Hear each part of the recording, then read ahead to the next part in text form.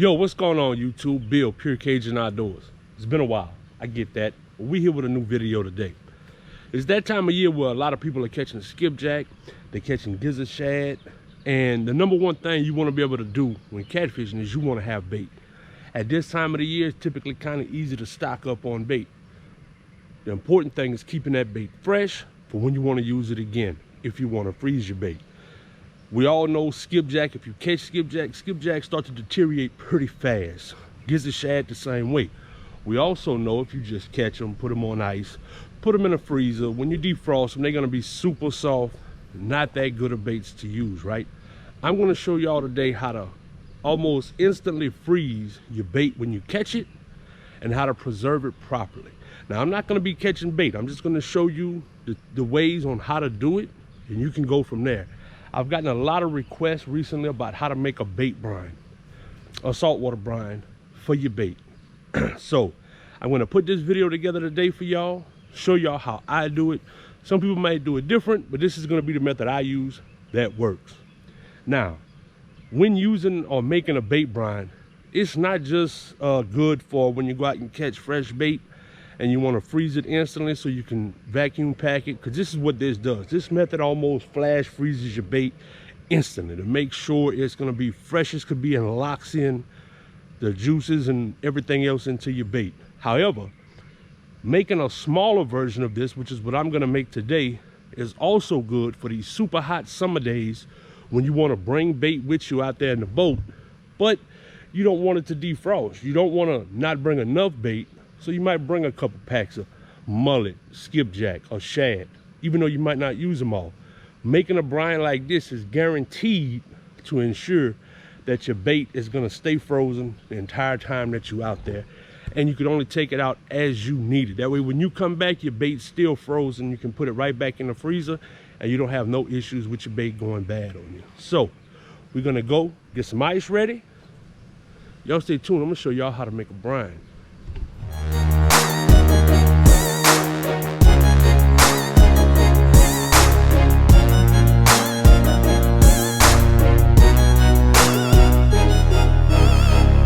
South Louisiana, baby, that's what we out here for. All right, so first things first, we got ourselves a cooler right here. I'm doing it in a small cooler because this is just basically me gonna show y'all test run on how to make this. You're gonna need salt. I have a bag of water softener salt. It's pellets. The only downside is it takes a little bit longer to dissolve, but it's what my store had. You can get pool salt from Home Depot, from Lowe's, from several stores. You can also just buy a bunch of boxes of table salt, all the same. And you want to mix this up. You're also going to want a paddle or a stick, because you don't want to try to mix this with your hand. So the first thing we're going to do, I'm going to dump an 8-pound bag of ice up in here. Once again, I'm just making a small batch to show y'all how this is done. If you go to an ice house or whatever before you go out fishing, that's fine.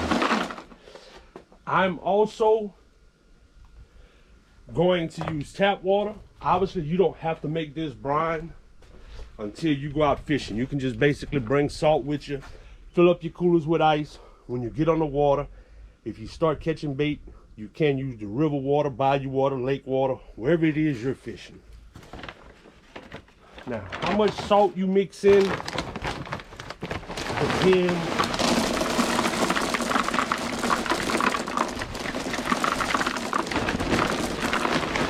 depends on the amount of water and everything else. So we're gonna start off with a few pounds of salt, and we're gonna go ahead and spray some water up in here.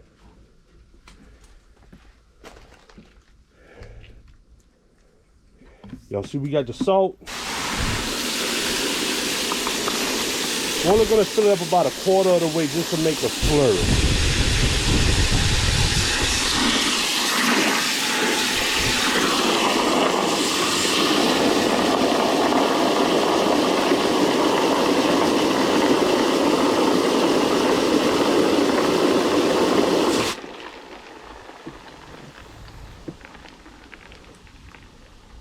All All right, we got our water. Now we're gonna mix it and let our salt dissolve.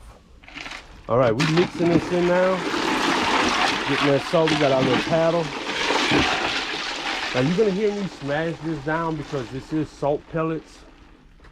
And so you wanna make sure you can kind of get them crushed up. That'll help your water out a little bit better.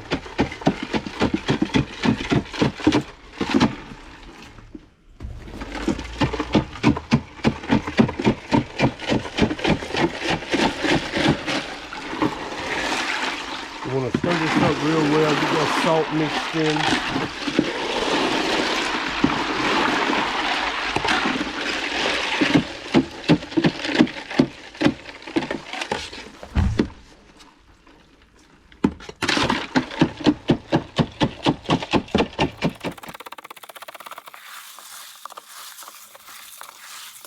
Now we're going to close this lid. We're going to let this set for a little while and melt. Not melt, but let our salt dissolve. Now, a good way to tell when you got enough salt, that salt's gonna feel slick on your hands. Just touch it, don't try to stir it, but your water will start to feel real slick.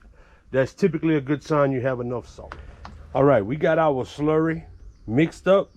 Now the final test is, we got 2 bottles of water. As you can see, they are not frozen. We're gonna drop these in that cooler. We're gonna set it, and we're gonna come back. I'm gonna let this camera roll continuously. We're gonna come back and check on it in about 5 minutes.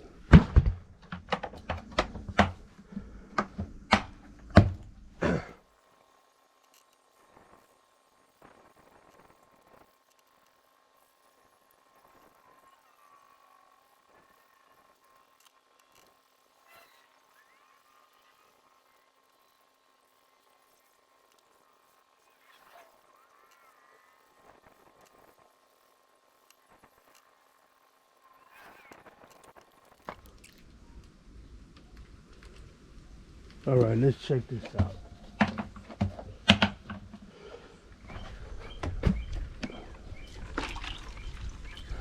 Starting to get some ice forming in these bottles. You start to see it, so I'm gonna shut this down right there. We're starting to get ice in them. That was my goal. We'll make ice. And I've done that. So, took about 15 minutes, 20 minutes to start getting ice in these bottles. Like I said, I didn't put a whole lot of ice in it. I probably should have put another bag, but just for this video, that was plenty enough. So, all right, folks, so there we have it, a saltwater brine. Once again, I could have made it a little stronger. It would have frozen those bottles a lot quicker. The ticket is more ice, and once again, the salt that I use isn't preferable for when you want to make it quick. You got to give that salt right there some time to break down and dissolve, because it is in hard pellets. You can spend time beforehand crushing it and this and that. That was just what my local store had for me to make this. So typically a pool salt is a lot finer, and table salt, if you can find that in bags big enough, is a way better option to get it down to temperature a lot quicker, because it's a lot finer salt and it will dissolve a lot quicker. So once again, that's ideal for when you catch bait. You throw it in there, leave it in there, it's going to instantly freeze. When you get back home, pat it dry, put it in some vacuum bags, Ziploc bags. It'll go into your freezer already frozen. When you defrost that bait to use it, it will be a lot better shape, a lot better bait, almost just as good as fresh. So, saltwater brine. Once again, we'll be bringing y'all some more videos real soon. Things have just been real slow, so y'all stay tuned. Pure Cajun Outdoors, any social media platform is where you can find us. Be sure to like, subscribe. If you're new to the channel, this is the first video you find, even though I haven't posted nothing new in a while, a couple weeks. I have over 70 videos where you can go back and watch catching garfish, sharks, big catfish, sockeye, crappie, cooking videos, different things like that, some deer hunting. So y'all be sure to go back and check out those videos in the meantime until we're able to start getting some new content. And until then, man, we'll catch y'all on the next one. Y'all stay tuned.